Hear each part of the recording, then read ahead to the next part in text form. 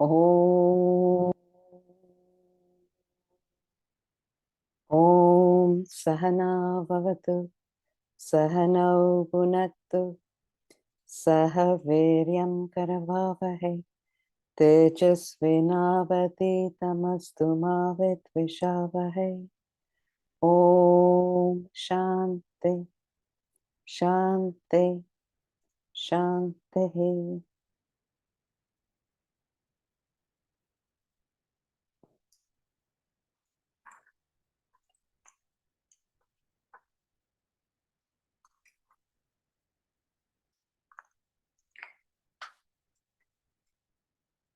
So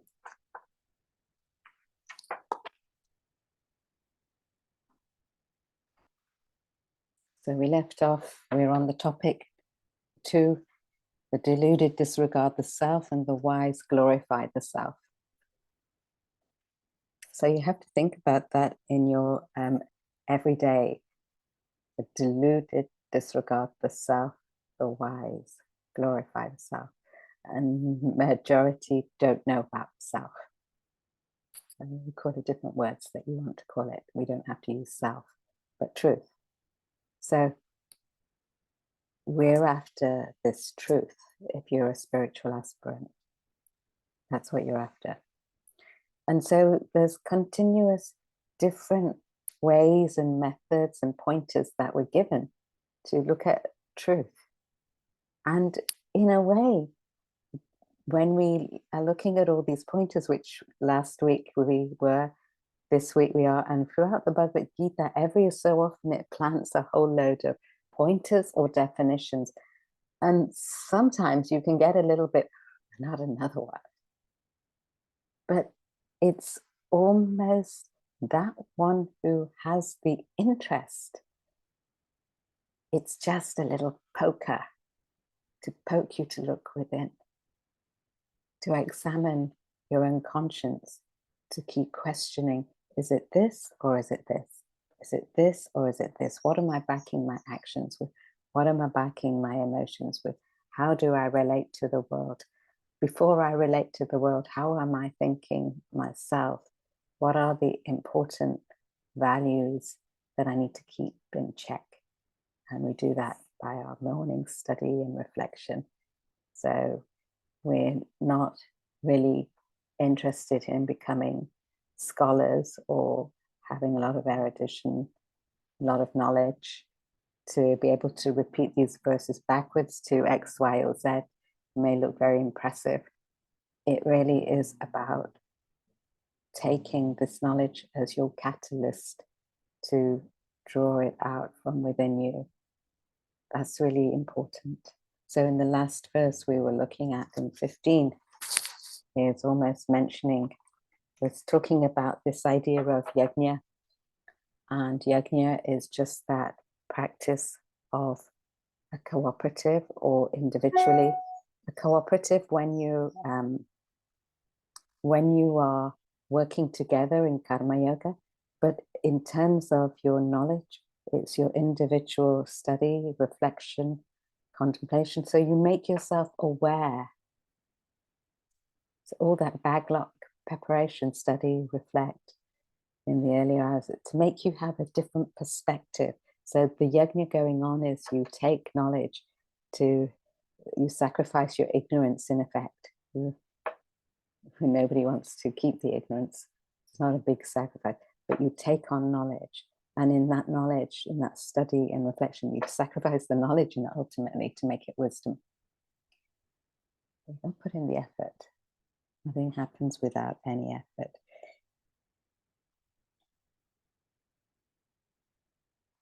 So wherever you go, whatever you do, you perceive the Brahman, the self, backing all objects, emotions, perceptions, or thoughts, material. Doesn't matter where you are, but you've got something backing you. That gives you the potential to move forward, to see that divinity in all the diverse things which are going on. You understand it. It's just in stages. You take it out of the context in good and bad. You just see it in stages. Just see it like kids, and you forget to see in actual fact that we too are kids learning. You know, if you think about your time in engaging in your spiritual aspiration, how many years is it? To that is how old you are spiritually. So you might have just started a couple of years ago. So we're children still. We're learning. We'll keep mucking up and tripping up, but we have to keep putting in our effort and not let the time go by to become, we don't need to be doing this forever and ever and become jignashus, people of curiosity, of knowledge. We need to let that knowledge seep in. That's the yajna, and become it. And if you become it, you invariably got to live it. But we don't get it. We don't become like Christ overnight. So if we've only had a few years of knowledge, it's like we're still infants. So you can give yourself that privilege to feel, okay, I'm only at this moment. But keep plodding, keep going, keep consistent, keep the yajna going on in one's mind. So I think we had we looked at 16? We looked at 16, or we were about to start? We were reading the commentary, and we've got 2 more paragraphs of the commentary to read that you might like to begin at. Okay, good. Thank you.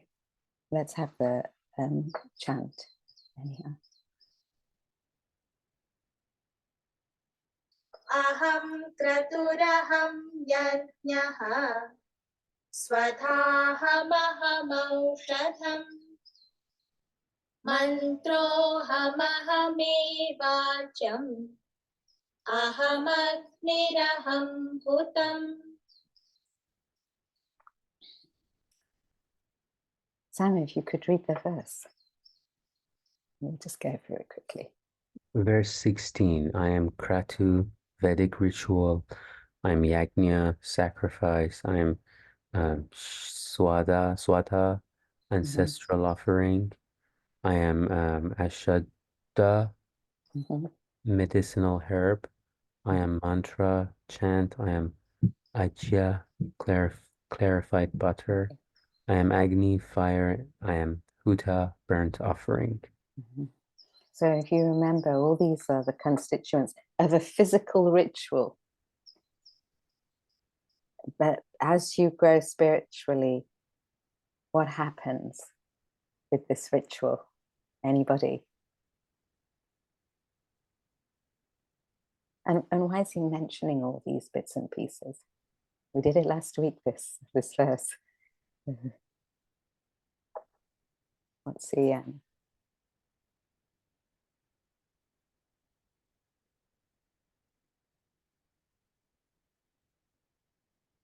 Does anybody know the verse from chapter 4 that we sing before prayers and before meals? It's a prayer we chant before meals. Just wondering if anybody knows. Maybe I mentioned it.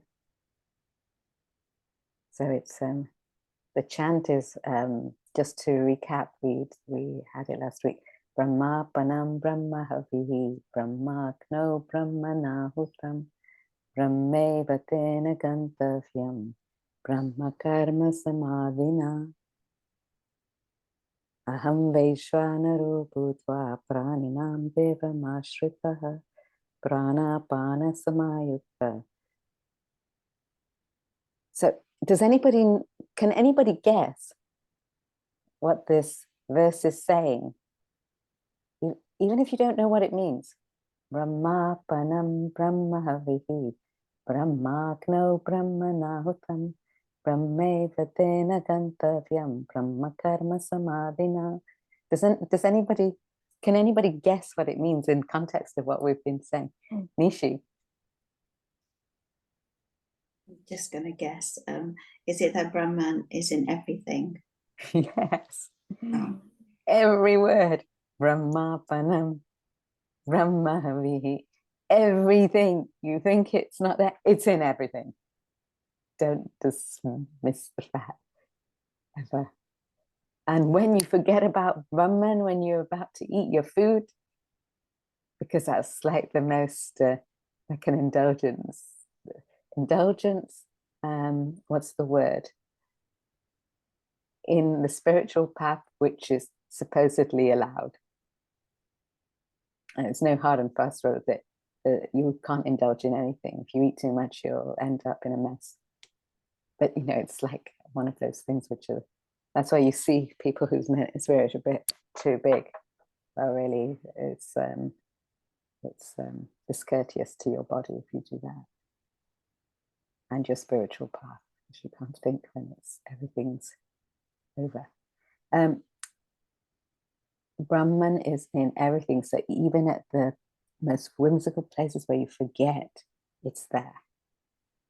So it's just a reminder. So this whole yajna ritual, as a ritual, is supposed to remind you of the Brahman is, the self, the truth, whatever you want to call it, is in everything, backing everything, the substratum.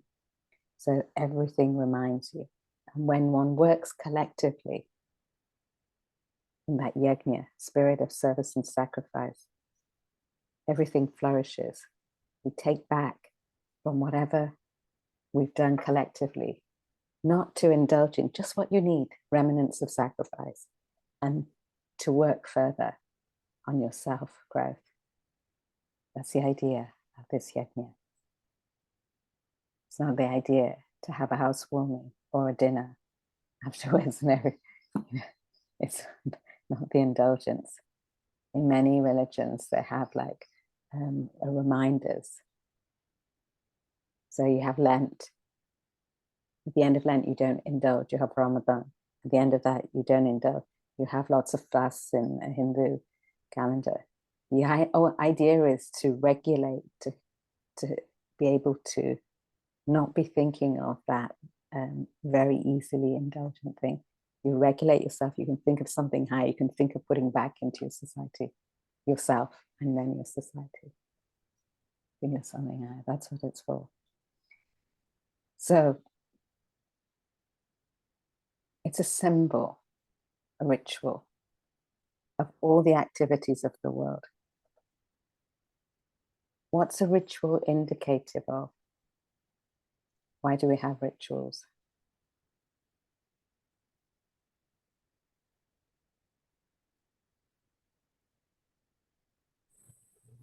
And where do we don't need rituals as such? Anyone?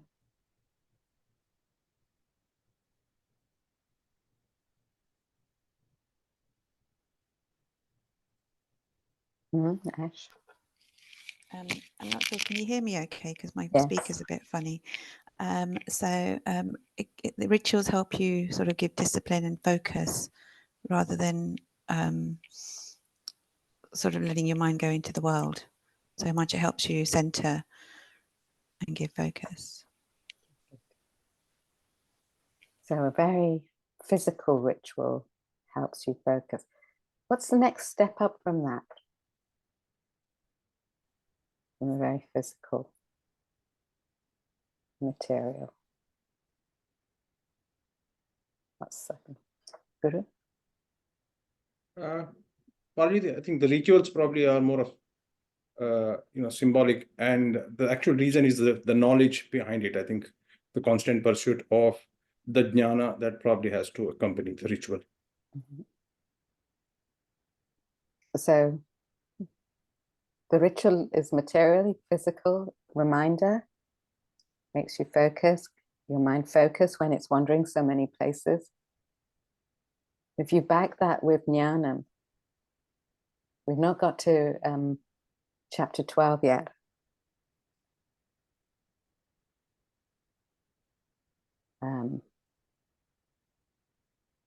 Saguna pasate.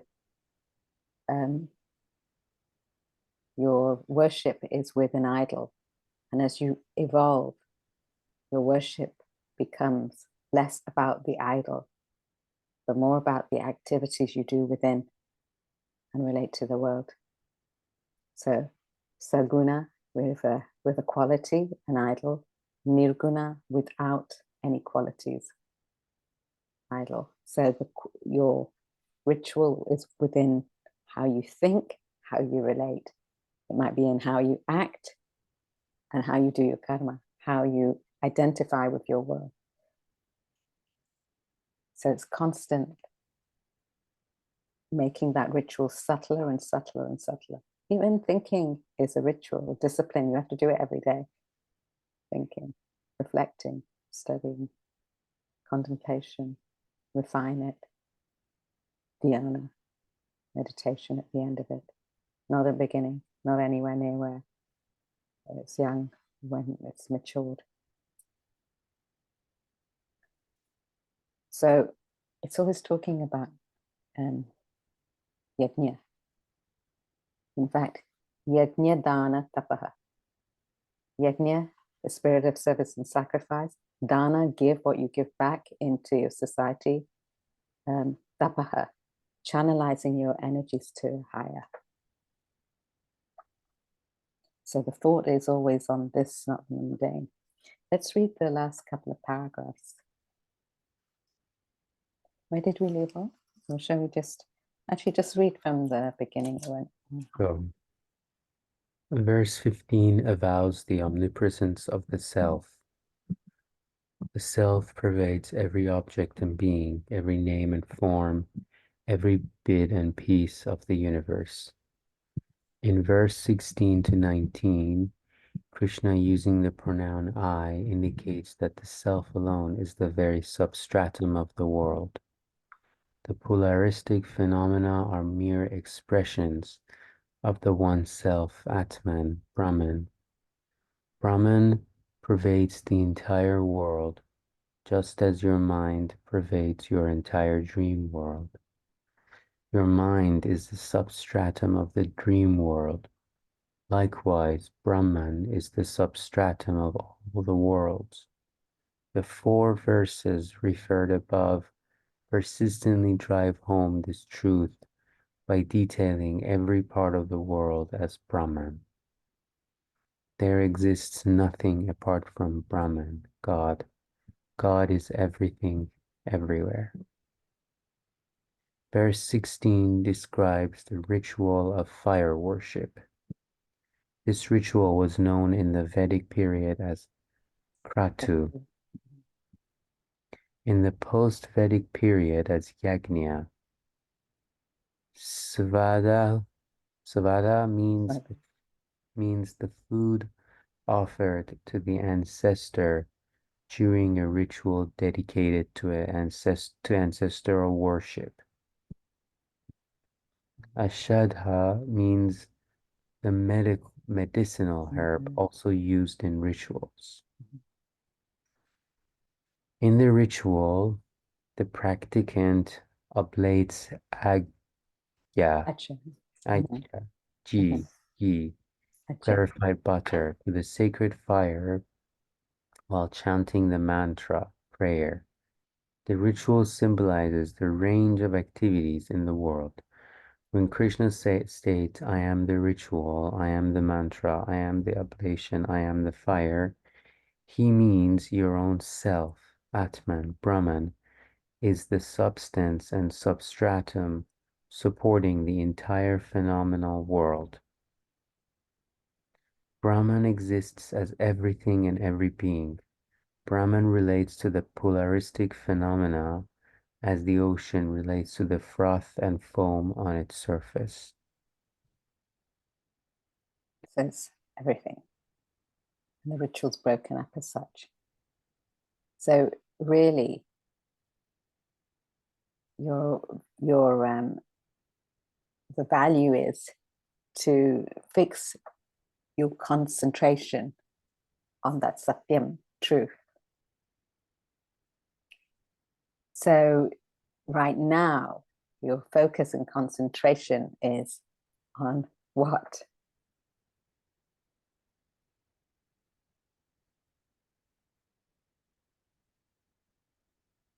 When you leave this class, where will your mind go? Ash, what do you say? You're focusing on the rest of your day, what your tasks are. So what does that consist of? Consist of your business, your family, your work. So as a spiritual aspirant, it's not it's not that you resign from life.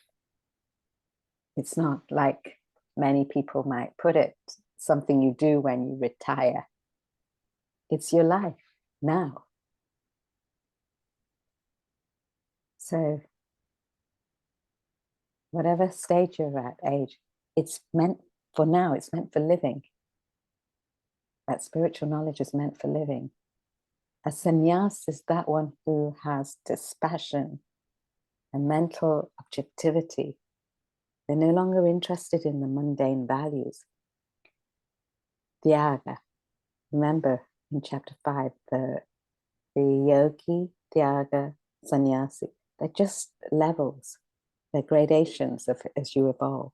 You become dispassionate. You're not interested in the mundane things any longer. Because you've got something bigger, you're after that all enjoyment. 100%. You're not interested in the bits and pieces. So it's not a mental resignation. It has nothing to do with it's a mental resignation, not a physical separation. Being a sannyas or a yagi or a yogi. So you can't just remove yourself, though you might remove yourself temporarily to learn, like a school, like an academy, like a class, like morning study. Have some consistency to practice or contemplate, reflect on that mental attitude that you keep in relation to your world. But this knowledge is for the world. It's nothing to do with giving up, but really taking up your higher values. So it's a mental attitude that you've got to keep. And the yajna, these rituals, help you maintain that. Let's go to the next. No, Ash. So I was just going to say, I guess these successes after this class to maintain through the day that, like, you know, Brahman is in everything, and sort of hold on to that. So I would learn the verse from chapter 4 and keep saying Brahman. Actually, repeating will only do your muscles of your throat good. But, or even mentally, you see people sometimes in different places doing beads. Ram, Ram, Ram, Ram, Krishna, Krishna. You know, I mean, it doesn't resolve your desires. You've got to deal with them. But yes, if you've reflected in your early hours on higher values, there's a bigger possibility that's going to percolate into your day. And that's, so if you're not doing that, it's far harder to keep your thought of something bigger or the idea of how you would practice that in your mind, unless you've actually taken time out to really reflect on it. Yes, that's right. What you're saying is right. Good. Apology, I think, yeah, I think Ash put it rightly as well. My contemplation, I guess, is always because, it's easy to kind of read this as a third person. There's somebody else probably who's omnipresent, in it as a doer, in the action, everything. But then when I have to really think about me being, or when I say me, the self-awareness being a part of everything, that kind of bogs me down. I find it difficult to connect to that aspect. Sure. So absolutely, you're not the only one. The whole world is finding it difficult. That's why there's a world. But what one understands is, if you can understand that, and I don't know how long you've been looking at this type of knowledge, and looking is different than actually taking in, reflecting and digesting and making it yours. People could do this their whole lifetimes, janmas and janmas do this. And nothing goes in. So you've got to penetrate that rose petal with that needle. You've got to go through it. So what that means is understand to yourself all of your desires. There's millions of desires popping up from the moment you wake up. You've got to actually counteract that and nullify that before you even move forward. So how important it is to actually wake and do your morning study. Because that's one of the saving graces. You see, as soon as everything hits your retina, your senses, the knowledge is almost gone. As soon as any transaction of life hits you, as soon as somebody calls you, as soon as you go to wherever you've got to get to, the whole thing is gone, exactly what you're saying. So it's acknowledging how much of a bombardment to your senses you've got that you've got to negate. And you can only negate that if you are tuned in to not a part-time hobby of Bhagavad Gita, but a full-time awareness of it, or something of that nature. So it's asking you to actually fix yourself on that subject, not the object around. And you actually have to put in the effort. There's no way around it if you want that. But hey, if you understand what you're putting in the effort for, you see the redundancy of all the things that you might be doing, thinking that they're so important. We're currently fixed on our own family units, our own little worlds. But there's something bigger to fix yourself on. And the minute you take the first step, really, truly to yourself, you don't have to tell anyone, your life changes. Don't worry about what everybody else is doing. Your life changes. And it's up to you to do that for yourself. That's your mission in life.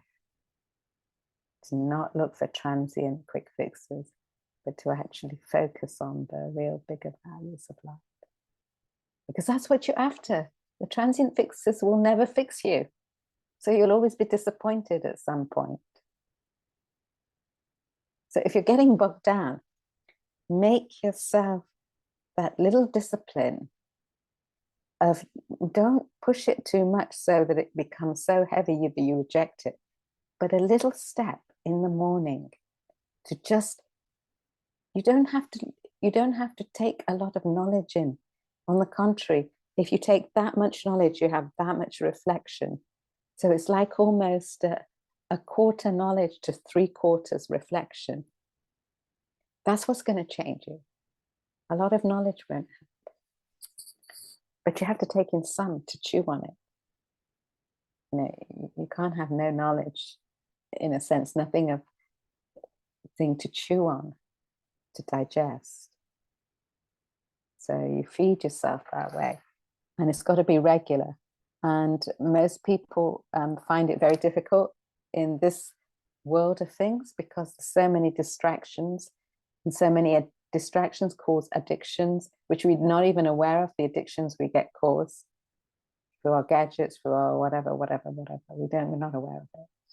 So if you're really interested in connecting back to that truth, which everybody's after, yourself, everybody included, you've got to put aside time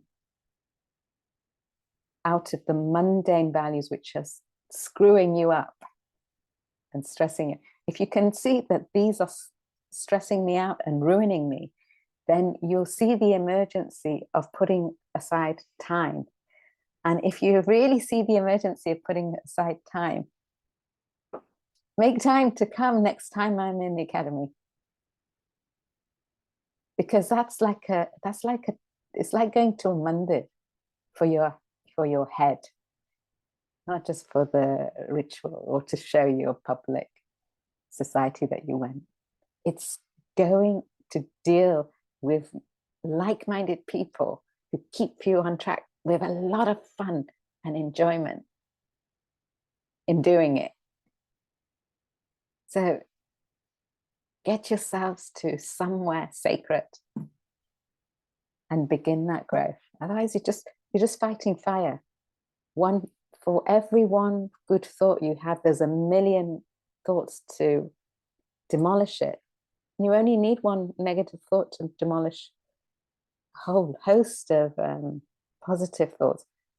5 Pandava brothers, 100 Gauras, such a big, but the whole thing is, if you have knowledge of the higher values, you can override that. But you gotta digest Heather. So if one is getting bogged down, not Guru, any of us, such a name. If one's getting bogged down, it just means that you've got to get onto your disciplines of study and reflection. Make your holiday a holy day, not a more indulgence. Take the time out to do it. That's all we're here for, really. We keep thinking we're here for everything else. We're just here to get to that truth. He keeps giving us pointers because he knows we keep forgetting. We keep forgetting each thing. So he gives us another one and we think, oh, not another one. But we forget. Next, number 17. Let's go. Is that okay?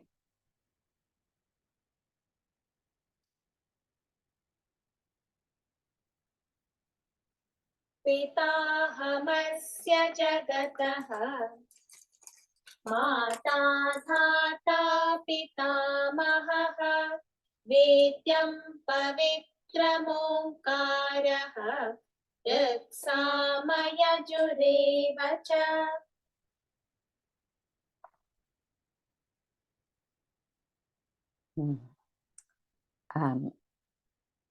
Nishi, if you could read the verse. I am the father of this world, mother, sustainer, grandfather, that which is to be known, purifier, the syllable Om, and also RK, Shama, and Yaju. So Rik, Shama, Yajur, Veda. These the 4 Vedas. Atar, Rik, Shama, Yajur. So where the knowledge is. So I am these things. He's going on more. He's elaborating. I'm everything. If you think you forgot it, that it might not be that, it's there. That's all. So we've been talking about subtle philosophy, and now we're talking about lots of these pointers. It's like almost gross in some sense. But as I was saying, for those people, it's like it's almost as if you've got the time, here's more pointers. But the thing is, what is also saying, those who've got the time to hear more pointers those are the ones who are actually interested in getting to the self. Those who've not got the time are all involved in the mundane values of life. So having the time to reflect on it with no other interest, to develop that vairagya. What's the word vairagya? I mean, anybody?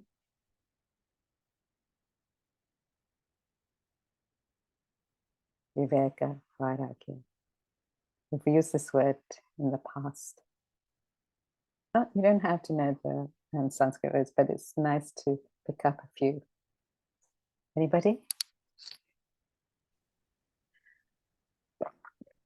Mamita. Vairagya is when you detach yourself from the worldly desires. Is it running away? No, you don't. Well, you don't get attached to that. So that's Vairagya. So vairagya, dispassionate passion. Very much in it, but out of it. Those who are going to join the Bhajagovindam, like a lotus leaf on water. It's in the dirty water, but it flourishes nicely. It's not attached to the water. It's not attached to the world. We're very much in the world, but we still flourish by having that bigger focus. We're not attached to the world. Vairagya. So Let's read so it's, I am the father of the world. The first father he's talking about, which means the causeless cause, the creator of the world. That the general concept of these things is like not the truth. These are like ways to get you to think something beyond the world. There's no father there as such. It's just a concept, idea to get you to think. So I'm the supporter of all materials or anything in this world. Because we often posit when we see the world or something which makes us go, oh, what's behind that? What's behind that? Sometimes we go to see monumentous things, or a waterfall, a mountain, somewhere off in the, somewhere remote, which makes us think, oh, what's beyond that? Got to be something beyond it. And the more evolved you are, the less you kind of need those things in your everyday. You see a seed in the garden. What's beyond that? You see the packaging of any fruit. Think, wow, who made that? If you ever see a tangerine and peel it, it's in individual segments. You see a banana, it's beautifully wrapped. You can take it anywhere in the world, it won't get spoiled. Need it anywhere in the world, you'll be safe. Everything is so beautifully, who made that? Should be like curious. How's this come about? How do the trees absorb all the rubbish that we push out? It's amazing. So we posit something beyond whatever we conceive in this physical world.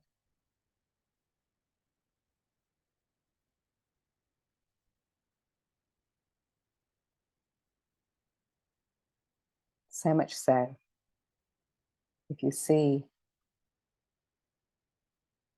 something crafted well, you attribute it to the craft maker.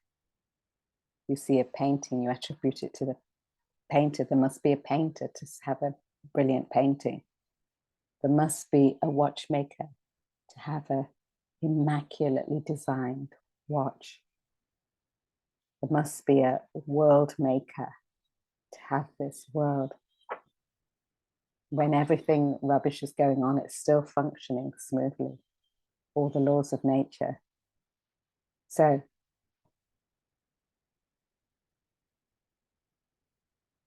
it's all an illusory projection. There's nothing but a projection.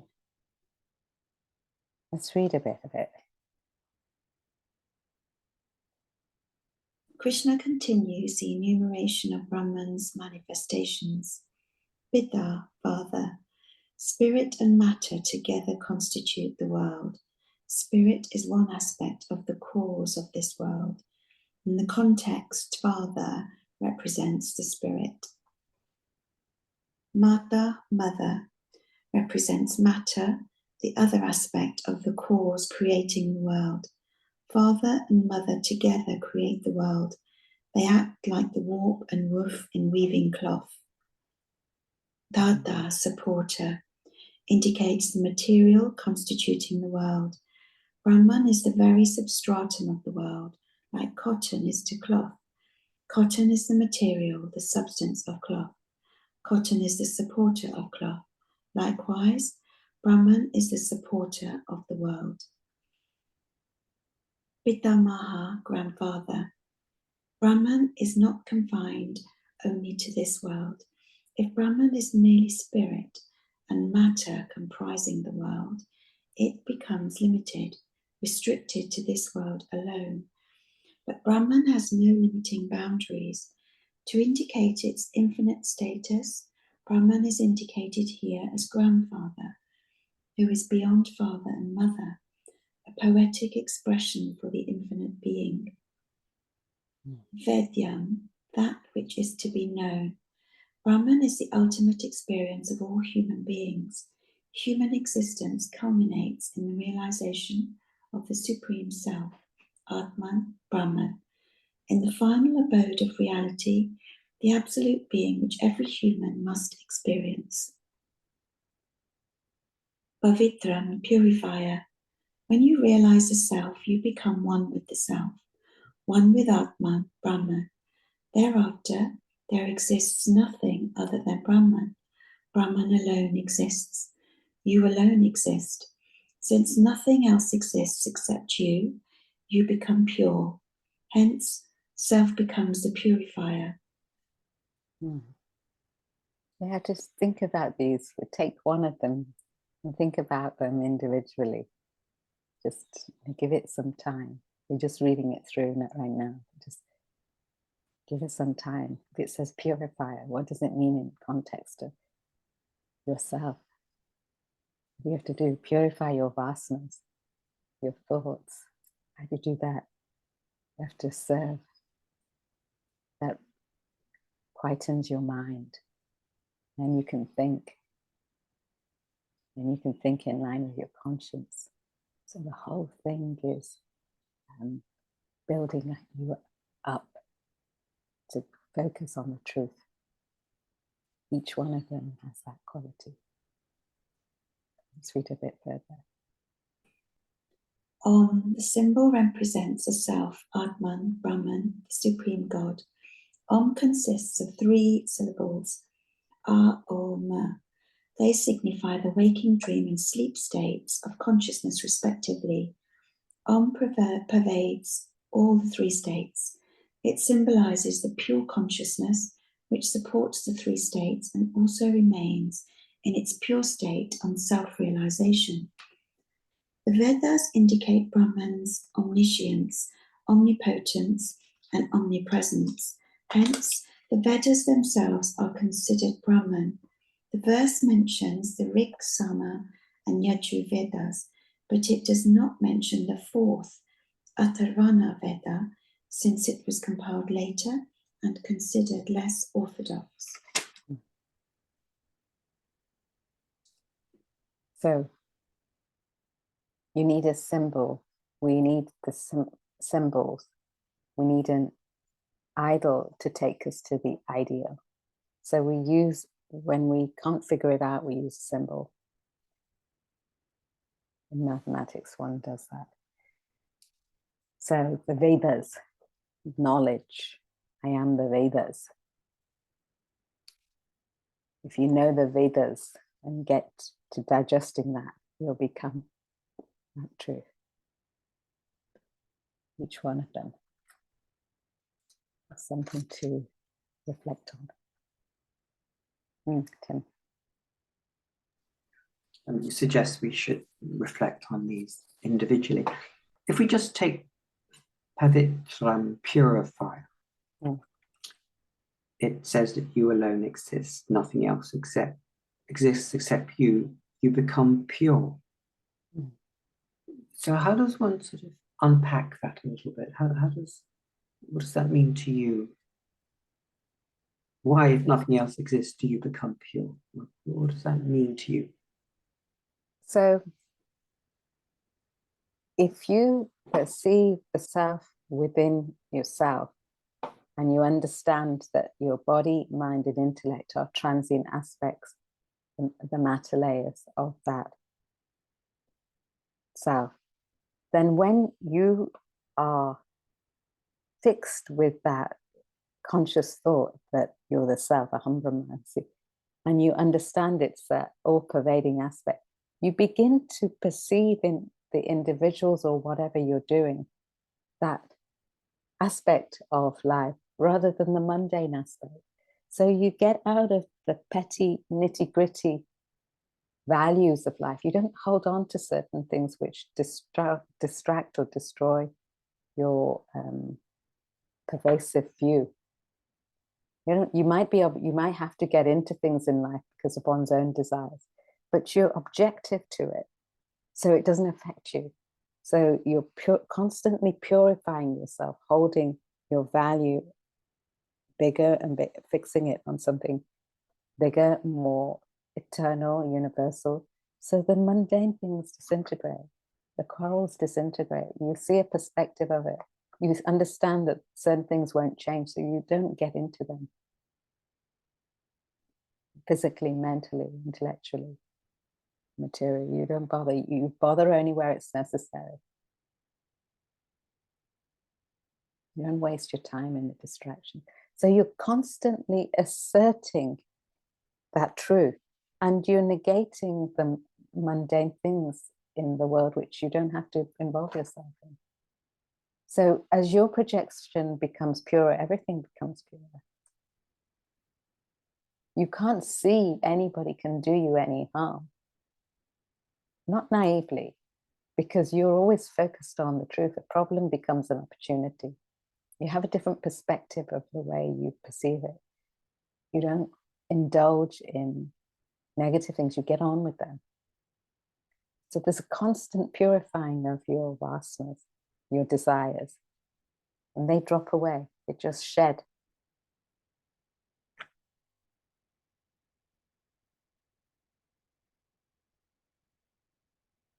Once you've got that thought that there's something underlying all of this, call it Brahman here. Once you've got that bug, you never leave it until you get to it. So you're constantly fixed. It's like putting your finger in front of you and you focus on the finger and everything else becomes blurred.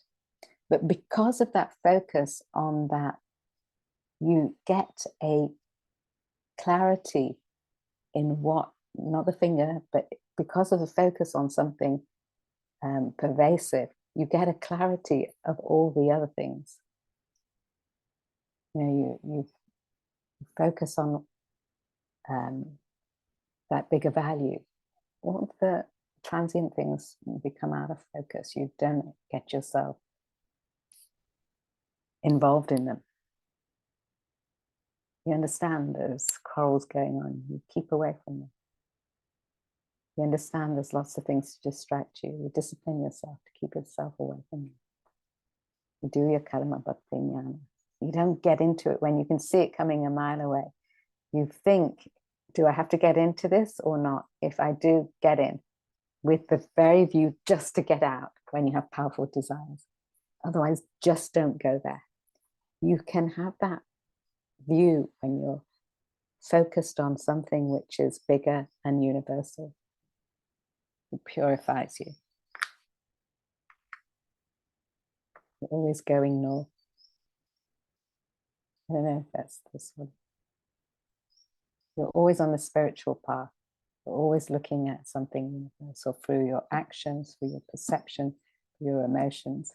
The minute it becomes mundane, you pick it up again. You're constantly cleaning up. So cleaning up mentally, cleaning up emotionally, cleaning up physically, cleaning up materially. You can't neglect any of them.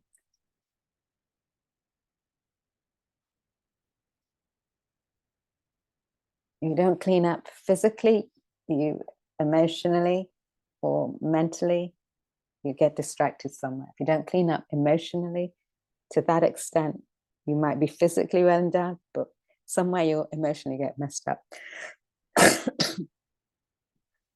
If you don't clean up materially, have the materials that you need to use to move on your spiritual path, you get stuck. So you've got to work on it all with the focus of truth in mind. It's purifying yourself.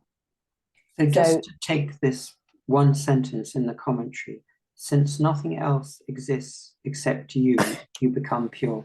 So if you reverse it, if you believe the opposite, that other things exist beside yourself, that other people are different and exist, other things are different and exist, you become impure. No, that's not what it's quite saying as such, or I don't think the intention is that. I think the intention is that any distraction away from the truth is impure. So if you're focusing on your physical or another person's physical. To the extent your focus is there, it's a distraction away from the truth. When you're focusing on, say I'm focusing on, I see you, but when I see you, I don't see Tim, that individual personality, I see Brahman. It's a reflection of my projection of mind. That's what it's trying to say. So when I see a reflection of, if I'm physically orientated, I'll just see your physical body. But I don't see something more universal than that. But when my focus is on the concentration of the self, I bypass that. Though it's not that I can't see it, but my thoughts are not relating that. They're identifying with that truth within. So it becomes universal. So how you relate becomes universal because that's what you are. It's a reflection. Makes sense. It's not that you become egocentric and it's just about you. Actually, everything about you, if it's focused on the universality, your relationships will be in that context. Or anything you do, your mind will be at peace. Tim, does that make sense? Thank you. Ash. I was just going to add that in terms of this same verse that Tim's referring to, the purifier, purifier sort of indicates that it's, you know, the actual truth has been mixed with something other. So I'm thinking of in terms of the individual, when we come into this life, we have all this conditioning put upon us, and part of the process of the spiritual path, I guess, is to undo those layers and take away some of that conditioning to get back to the true self, the purer you, version of you. Yeah, so the closer you become, the closer you move towards the true you, the less you are engaged in the world or impacted, or, you know, the more these elements are taking place, you're, I guess, more aware of something more than this that you perceive. I don't know if that makes sense. So your body will be engaged in the world, your mind will be engaged in the world, your intellect will be engaged in the world to the extent it needs to be, but you will be dispassionate in that, unaffected by the ups and downs, because your focus is on something bigger, that's out of the world. So you refine yourself that way. So you don't remove yourself, you refine yourself. Make sense? Yeah, so yeah, you're refining yourself, sort of moving back to the truth of who you, without that conditioning, without all those layers. Yeah. So karma yoga, path of action, engages your body and your mind. Bhakti yoga engages your mind. Jnana yoga engages your intellect, body, mind, intellect, in sense, and focus on the truth. So all of them, these yogas focus you on the truth whilst you're engaged in your activity, refining your desires. Yeah. But you can't, saying you're doing karma yoga, you don't do anything. You can't remove yourself. If you've got desires, you've got to do that. So that's a part of the methods to purify yourself. Paulji, I remember you had mentioned about Sakshi Bhava at one point of time. I'm just wondering whether that is relevant here, you know, being dispassionate witness of everything that we do and see if at all it is really helping us in our path towards self-realization. Yeah, that's the idea. Be Sakshi. Be a witness. Things go up, things go down, things go all over the place. Sometimes you're doing karma yoga, sometimes you're not. Sometimes it's very self-interest. So you can't, by being objective, by to be objective, you've got to have something that you're latched onto, which is bigger than that. And it's actually witness, focused on the truth.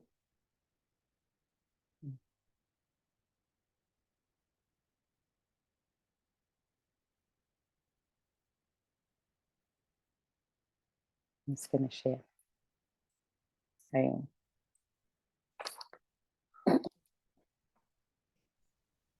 Sam, Thank you. may I speak to you? Yeah, sure.